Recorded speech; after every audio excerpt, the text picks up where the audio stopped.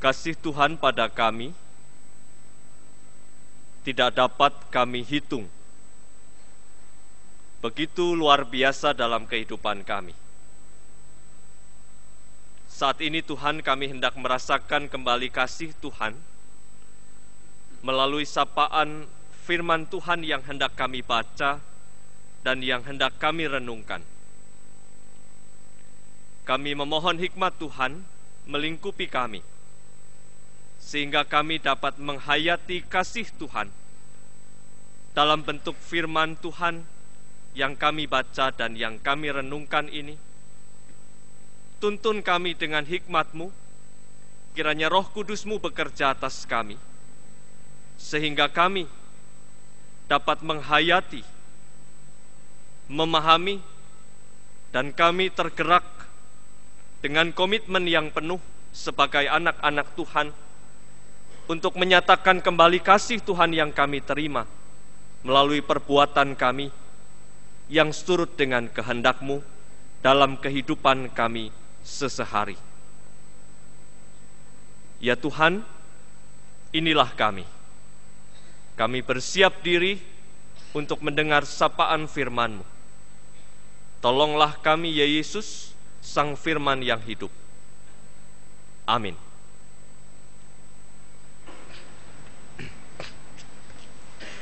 Pembacaan Alkitab kita diambil dari Kitab Yesaya, pasal 65 ayat 1 sampai 9. Yesaya 65 ayat 1 sampai 9.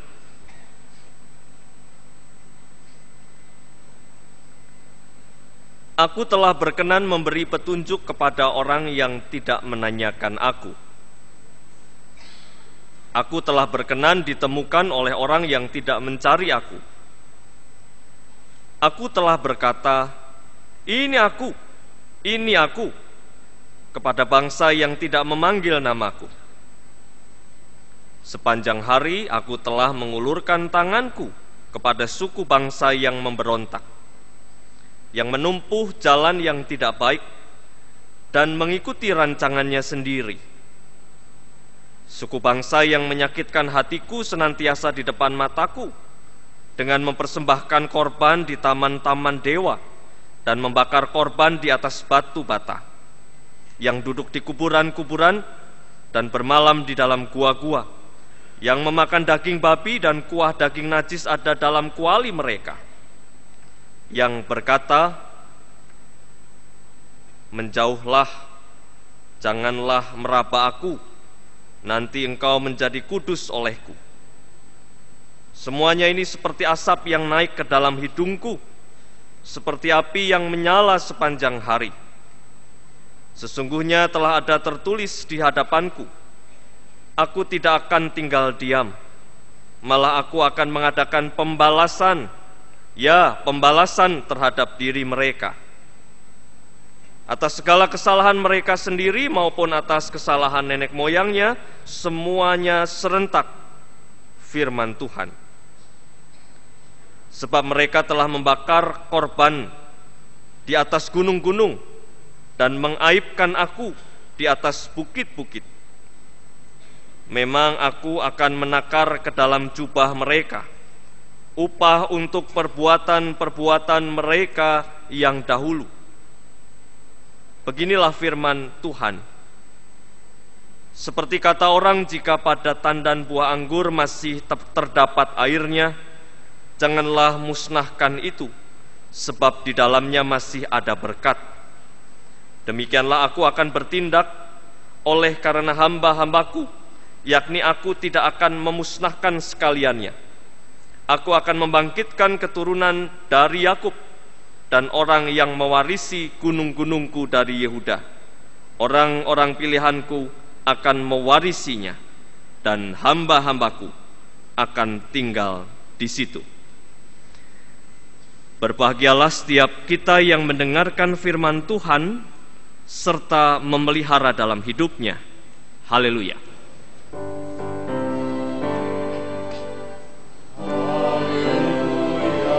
Haleluya, haleluya.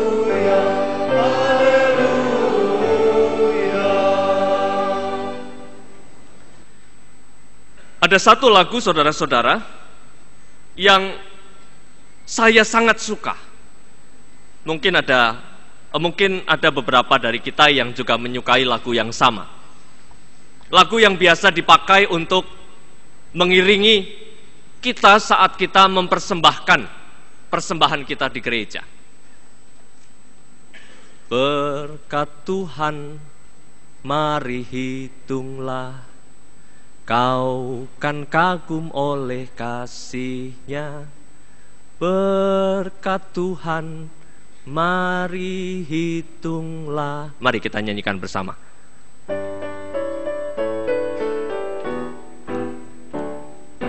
Berkat Tuhan, mari hitunglah, kau kan kagum oleh kasih-Nya.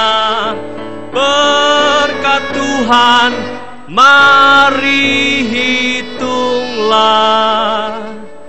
kau niscaya kagum oleh kasih-Nya.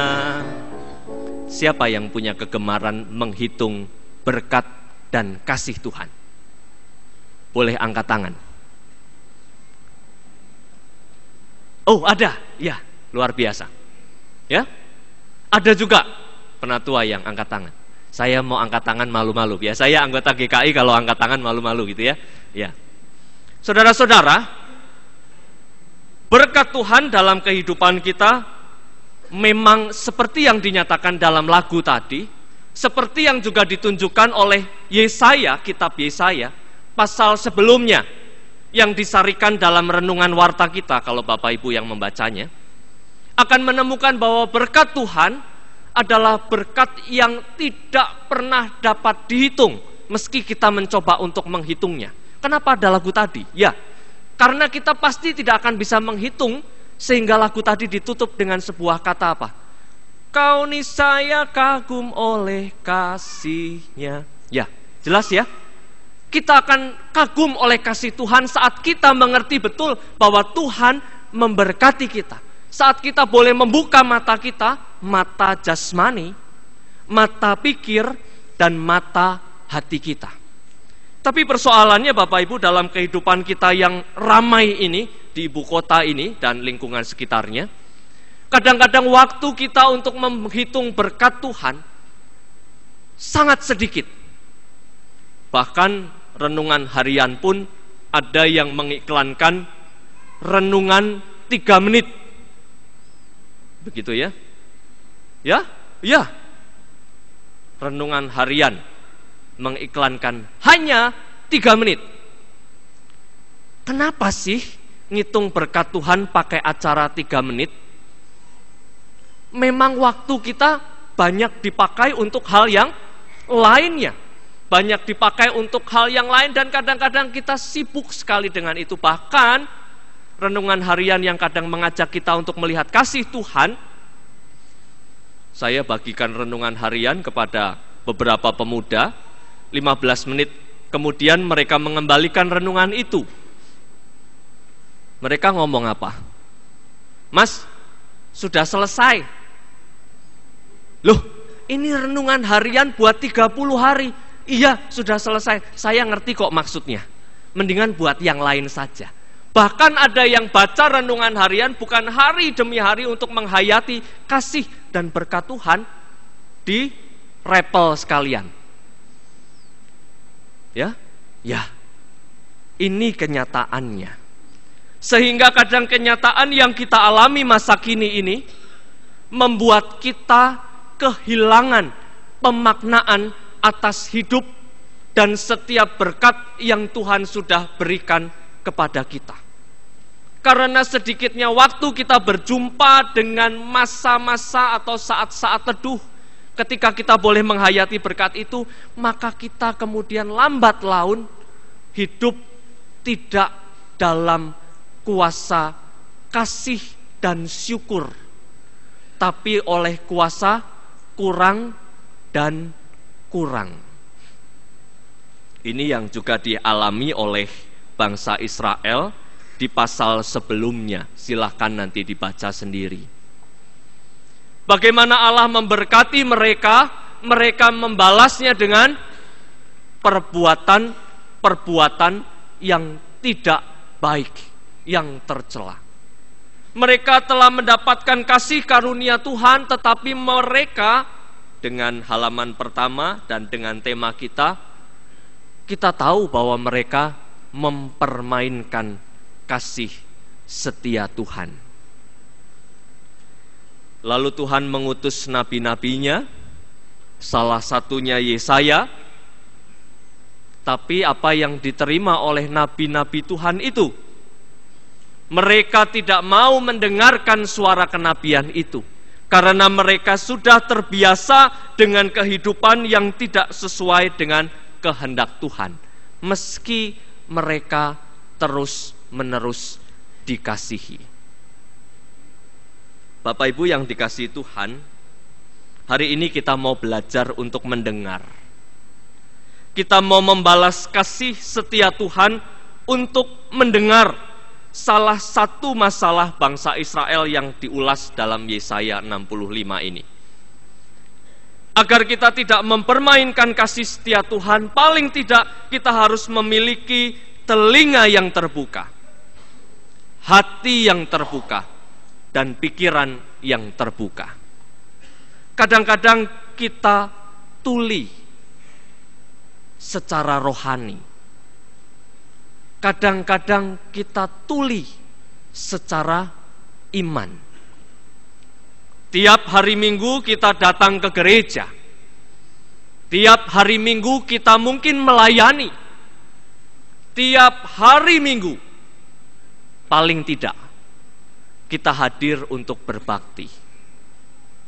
Tapi bagaimana sikap hidup kita? Pertanyaan sederhana. Tuhan mengasihi kita terus, tapi bagaimana pertumbuhan iman kita? Coba ditengok. Dari sejak sekolah minggu, remaja, pemuda, dewasa, hingga kini mungkin, apakah kita bisa berkata kepada Tuhan, Tuhan, saya semakin dekat dengan Engkau. Coba dievaluasi diri sendiri. Kita diajak Tuhan untuk mengevaluasinya. Apakah itu semua membuat kita mendekat kepada Tuhan? Atau hanya sekedar formalitas liturgis dan formalitas religius? Bangsa Israel kalau soal formalitas luar biasa Bapak Ibu. Luar biasa. Kebaktian, mereka kebaktian. Adat istiadat Yahudi gitu ya, mereka harus beribadah kepada Allah, katakanlah demikian, iya. Mereka melakukannya. Kewajiban-kewajiban Taurat, iya, mereka melakukannya. Tapi tidak membuat mereka membuka diri mereka untuk mendekat pada Tuhan. Hanya sebatas kewajiban. Apakah kita sama dengan mereka?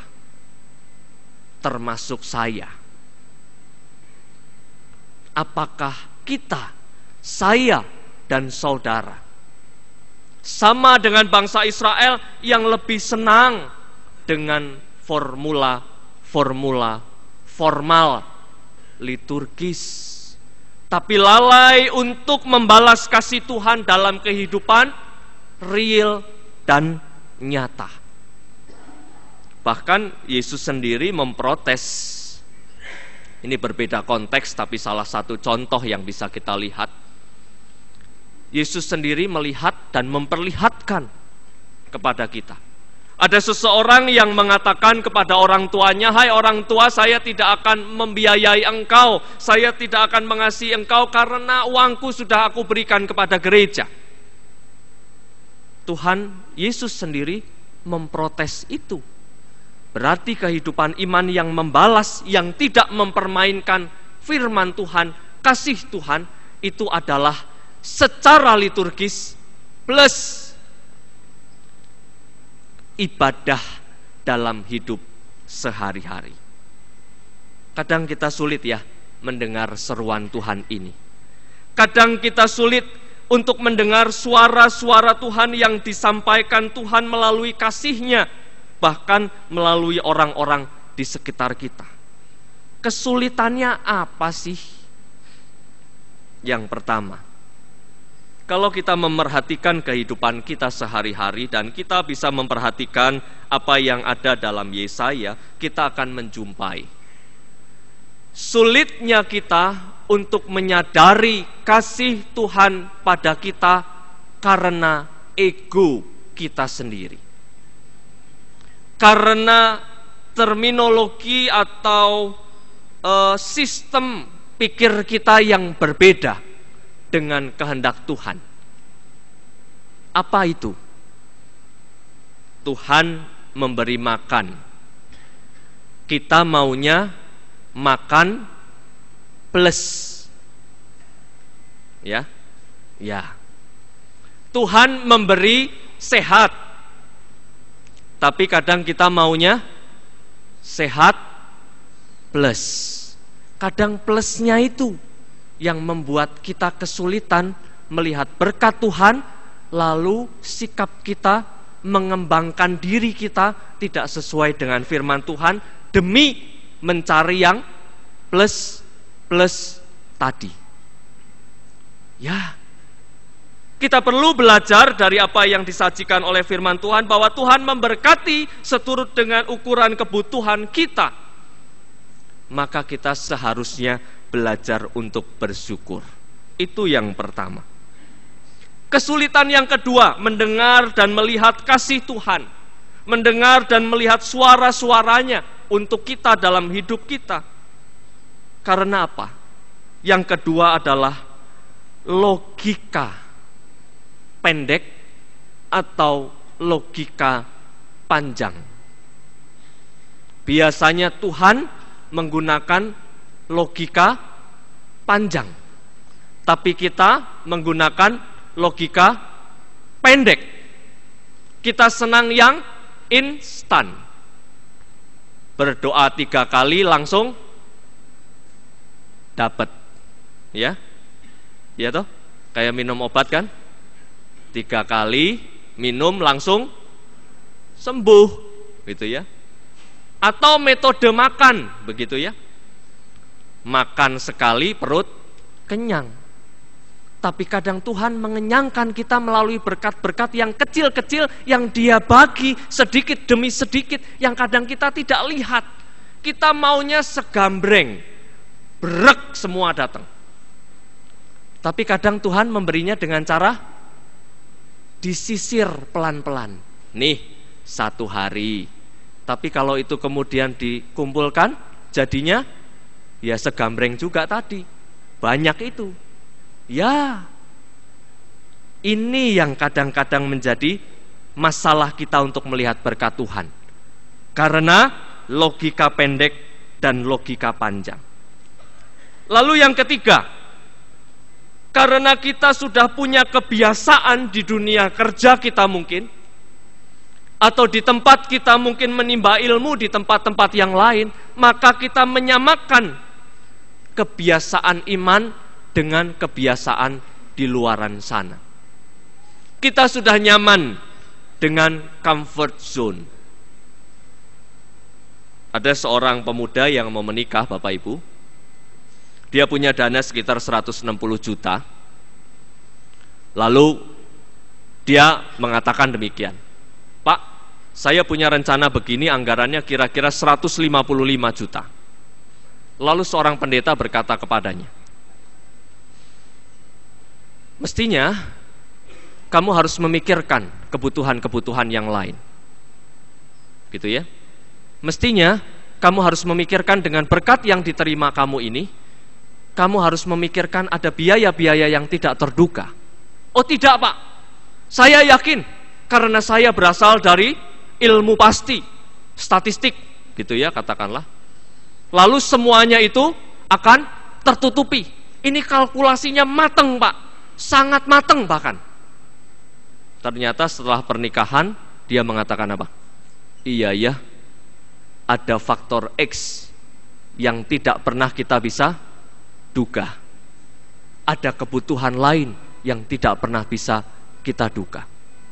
Seperti contoh itulah kadang-kadang kita melihat berkat Tuhan, sehingga kita kemudian mempermainkannya karena kebiasaan kita sendiri. Oh Tuhan, harusnya Tuhan ini begini nih, gitu ya. Harusnya Tuhan berkat-Mu ini seperti ini, datangnya caranya begini, termin pertama kapan, termin kedua begini, dan seterusnya. Ngatur. Ya, ini yang seringkali terjadi. Bapak Ibu saudara-saudari yang dikasihi Tuhan, saya kaitkan khotbah ini dengan tema leksionari GKI tentang suara kenabian. Karena ini sangat berkait. Mengapa saya mengatakan ini? Karena ketika seseorang kesulitan melihat berkat Tuhan, selain pengkhianatan kepada Tuhan, yang berikutnya adalah dia sulit berbagi berkat. Orang yang, maaf saya menggunakan istilah pelit begitu ya, katakanlah. Kalau buat berbagi itu kok susahnya minta ampun. Biasanya karena dia merasakan dalam hidupnya bahwa dia kurang diberkati Tuhan. Orang yang lebih merasakan bahwa dirinya diberkati, dia akan mudah untuk menyalurkan berkat itu lewat suara-suara kenabian, baik lewat mulut, menyampaikan kesaksian, maupun lewat perbuatan langsung yang bisa kita lakukan dalam hidup kita. Tipe manakah kita? Tipe yang sadar akan berkat Tuhan, atau tipe yang tidak sadar? Suatu kali sebuah gereja mengajak anggotanya untuk bermalam di Bantar Gebang. Ada yang pernah ke sana? Bukan kunjungan wisata ya, tapi benar-benar bermalam dan tinggal bersama dengan kelompok pemulung-pemulung di sana. Ada banyak yang terkejut bahwa ternyata keramahan mereka di tengah sedikitnya berkat yang menurut ukuran kita ada pada mereka luar biasa. Apa alasannya itu bisa terjadi? Karena mereka yang sebagai pemulung itu, yang mungkin pendapatannya 1/1000 atau 1/1.000.000 dari pendapatan kita, mereka merasakan yang kecil itu adalah berkat Tuhan, sehingga mereka tidak ragu untuk berbagi dengan orang-orang yang ada dan tinggal. Bagaimana dengan kita?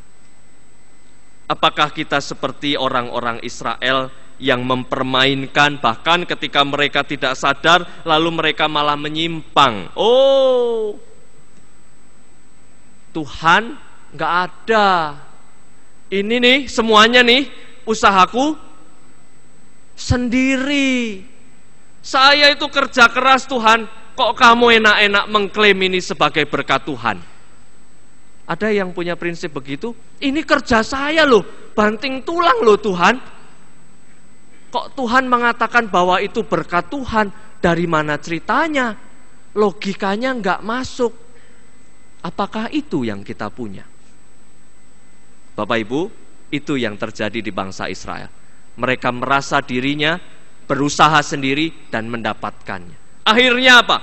Di dalam bacaan kita di pasal yang ke-65, kita menjumpai bahwa Tuhan merencanakan pembalasan. Saya sebenarnya paling gak mau kalau ngomong soal yang nakut-nakutin begini ya. Ini kan terus ngomongnya nakut-nakutin. Kalau nakut-nakutin sorga dan neraka itu kan urusannya guru sekolah minggu ya. Betul enggak? Tapi mau tidak mau saya harus mengatakannya. Pasal 65, ketika Tuhan melihat anaknya yang dikasihinya keluar dari jalannya, memberontak dan terbiasa hidup di luar kasih setia Tuhan itu, maka Tuhan pun bisa mengambilnya kembali.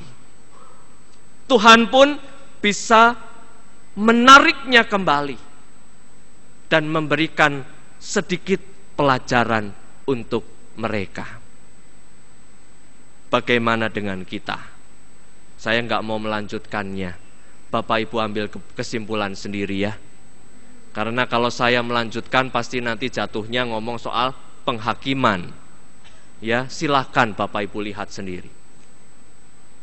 Ya, kita akan merasakannya bila kita mempermainkan kasih setia Tuhan.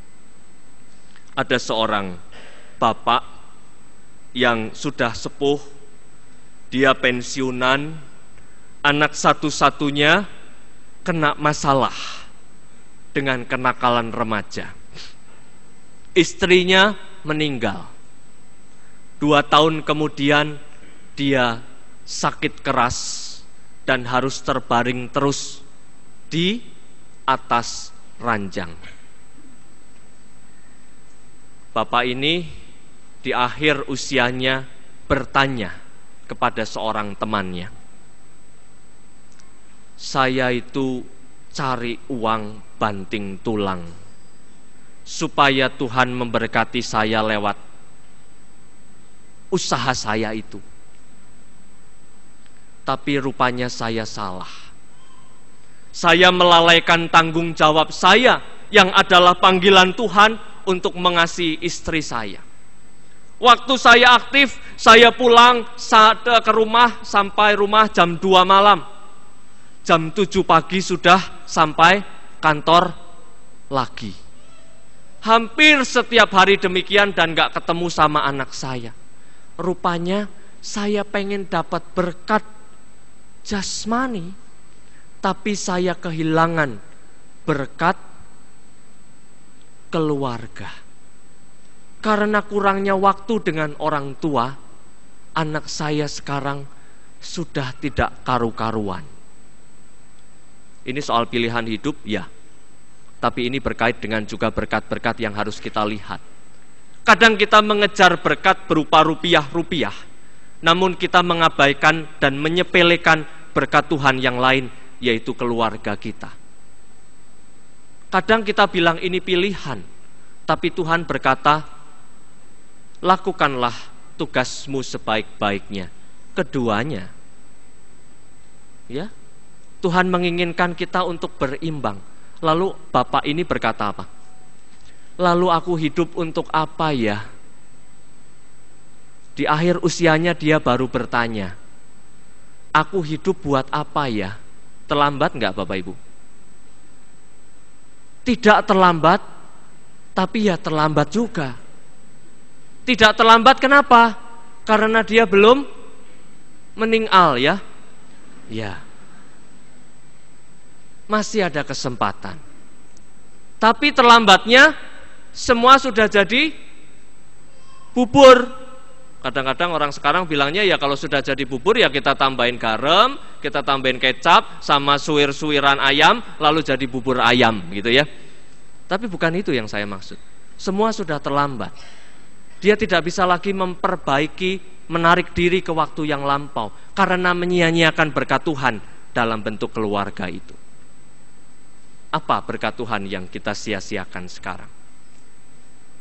Mari Tuhan mengajak saudara, sebelum semuanya itu terjadi, berkat-berkat yang sudah kita terima tadi, mari kita olah, kita manage hidup kita untuk apa?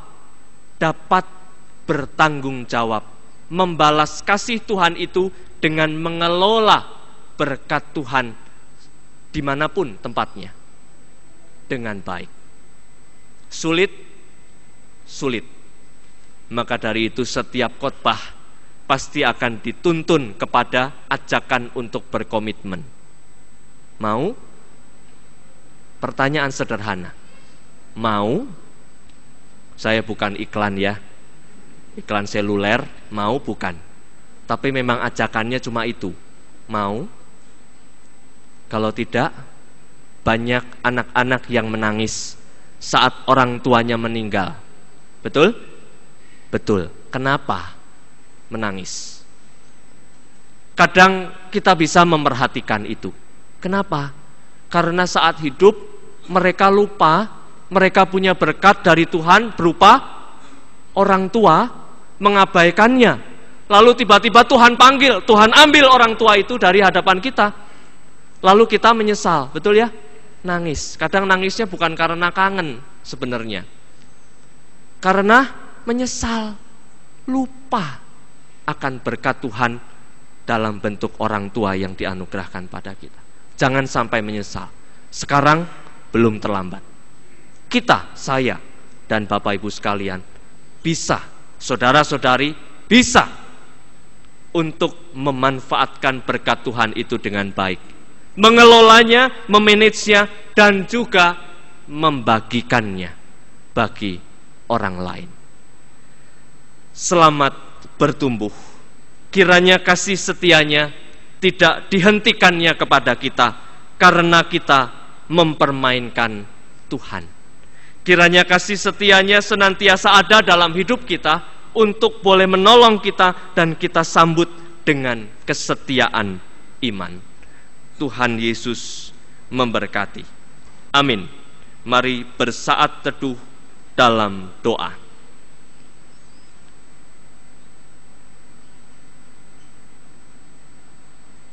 Ya Tuhan, suami, istri, anak, orang tua. Ya Tuhan, pekerjaan-pekerjaan. Ya Tuhan, keluarga kami, masyarakat kami, gereja kami, semuanya itu adalah berkat dari Tuhan. Segala rupiah yang kami terima, segala kesehatan yang kami miliki, segala hidup kami adalah berkat dari Tuhan. Ajar kami Tuhan untuk bertanggung jawab atas berkat yang Tuhan berikan kepada kami. Tidak menyia-nyiakannya, tetapi mengelolanya dengan baik. Tidak menekankan pada satu berkat saja, tetapi boleh membukanya bagi seluruh berkat yang Tuhan boleh berikan pada kami. Ajar kami untuk mempertanggungjawabkannya kepada Tuhan, sehingga Engkau akan senantiasa melimpahi kami dengan segala yang kami perlukan. Tolong Tuhan, tuntun kami. Inilah saat teduh kami yang kami mohonkan ke dalam tangan Kristus Yesus dan Roh Kudus yang akan menolong kami untuk mengelola berkat itu dan membagikannya bagi sesama yang membutuhkan. Amin.